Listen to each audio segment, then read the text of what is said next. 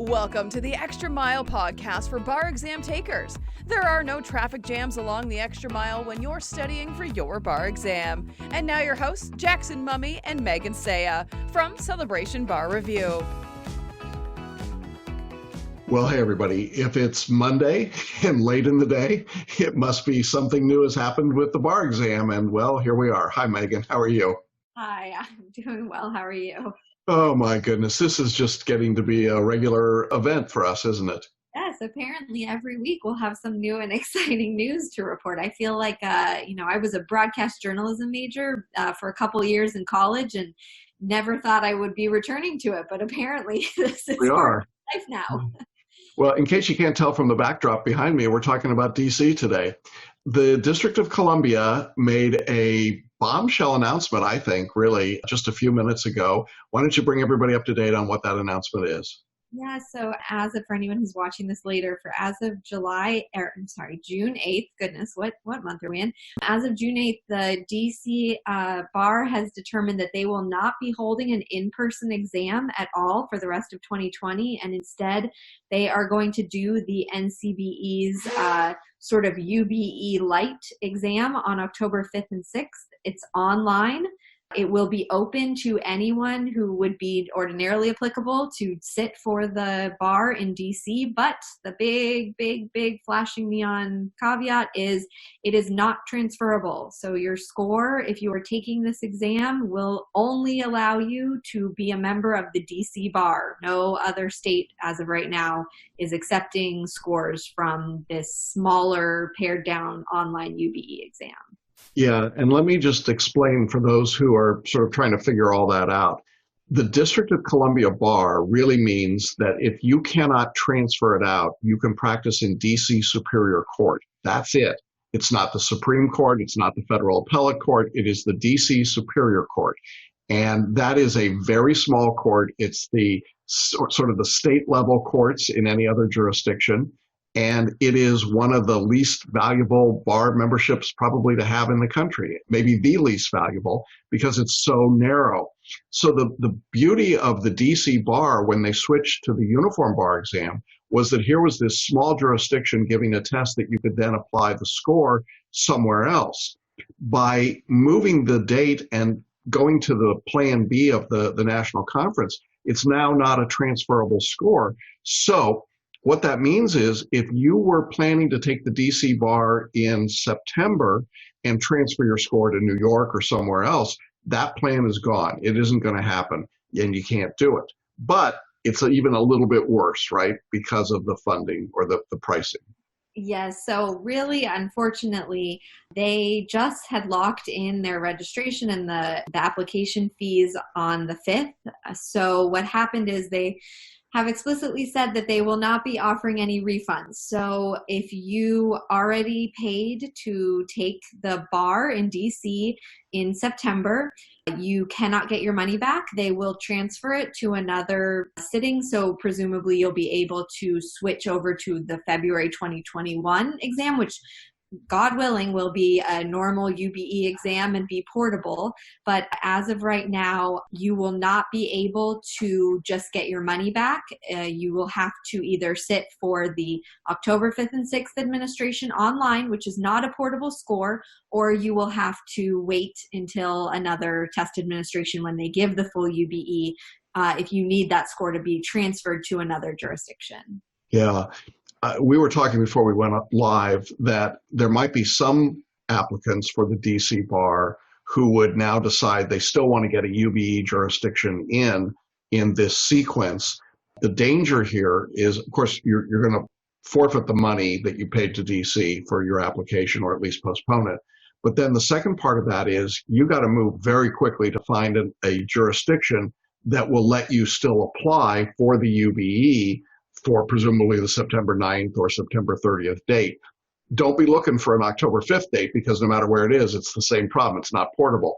So if you're a UBE bar taker who was already enrolled in DC, you got to move quickly. That's why we're getting this out right away. You need to start looking immediately for any jurisdictions that may be willing to take you into the UBE. If you're looking for that list of jurisdictions, you can find them on our website under the July 2020 bar exam changes. We have listed all 50 states. We've identified the ones that are UBE, and we put links up to their orders and their testing dates. So you can take a look at that and check into that.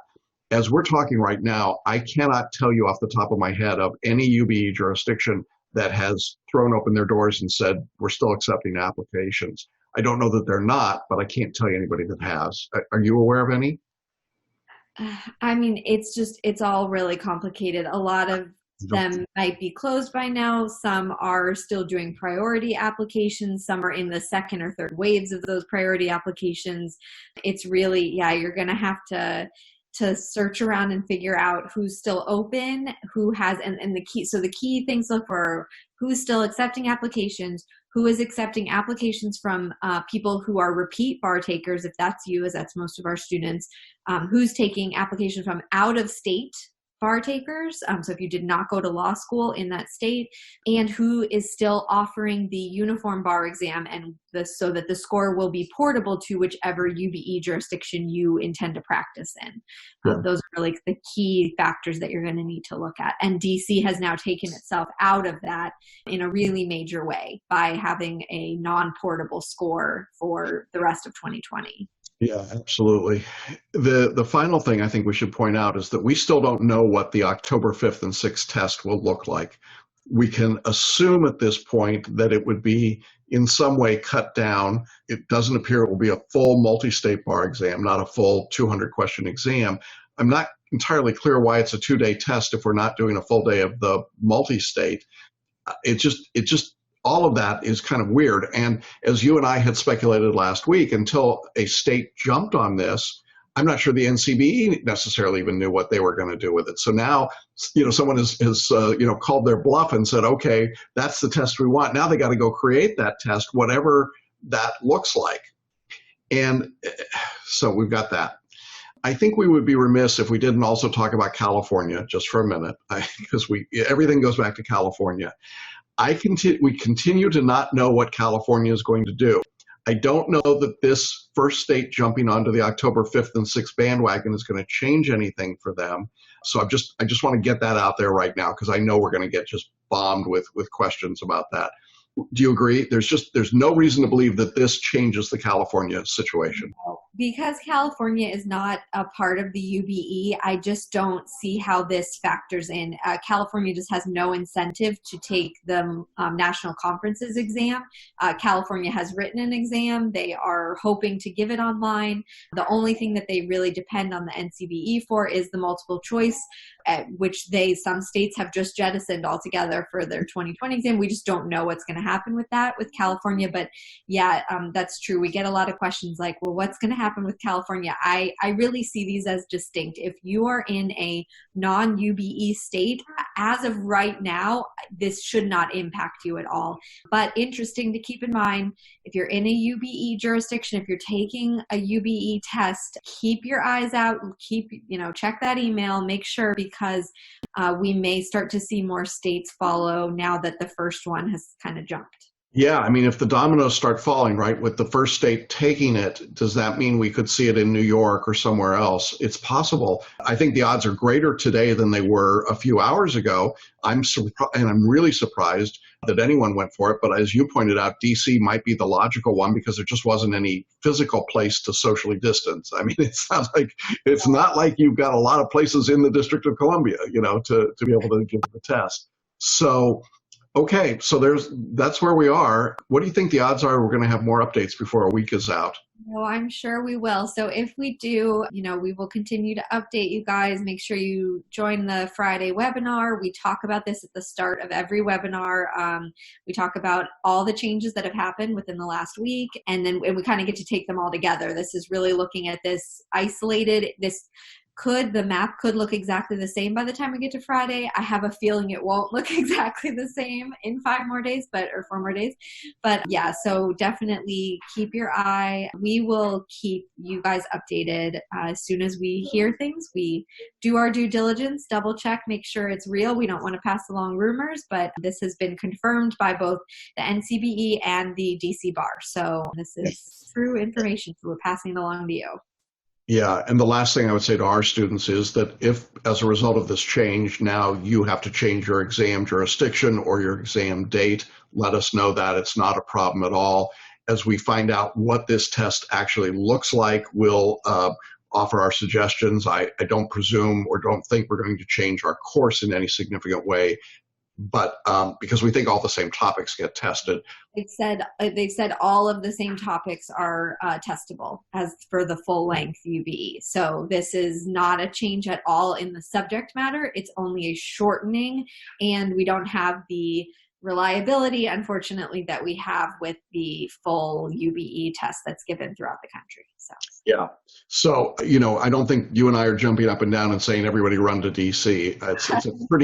It's a pretty useless bar membership, to be perfectly candid about it. And I say that as somebody that went to school and taught in DC. You were right outside in Virginia. And I think we both know, even 30 years apart, this was not a bar you really needed to be a member of. It was great for UBE, but on its own, it's just not very useful unless you really want to practice in the District of Columbia. This is one that we generally see as a dual bar. People tend to, have be members of the Virginia bar and the DC bar, Maryland and DC. But yeah, it's not one that you generally see people hold just one bar membership for the DC bar. So yes. All right. Well, thanks, Megan. I appreciate it. It's great to see you. Keep us informed, roving reporters, and we'll see what else breaks across the wires here in the next few days. All right. Great. Thanks so much. Bye-bye.